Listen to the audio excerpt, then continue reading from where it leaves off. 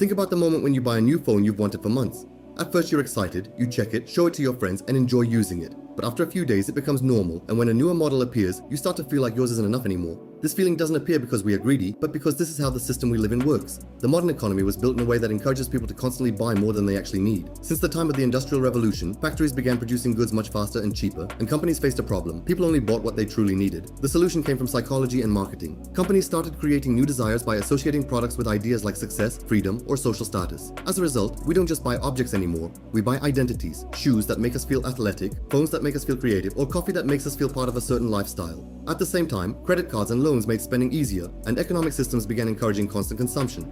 The problem is that human psychology adapts very quickly. New things make us happy only for a short time, then they become normal, and we need something else to feel that excitement again. On top of that, we constantly compare ourselves with others, and in the era of social media, this comparison never stops. We see other people's vacations, homes, or success and feel like we're falling behind, even when our own life is actually good. That's why, even though we live in the richest period in history, levels of happiness haven't increased as much as the economy. Studies show that once our basic needs are met, having more money or more things doesn't necessarily bring more satisfaction. In recent years, reactions to this culture of consumption have also appeared. Minimalism, the idea of buying less and valuing experiences and relationships more than objects. Because in the end, the real issue isn't consumption itself, but how we measure the value of things. After a certain point, more doesn't necessarily mean better, and true freedom may begin when we learn to say that what we already have is enough.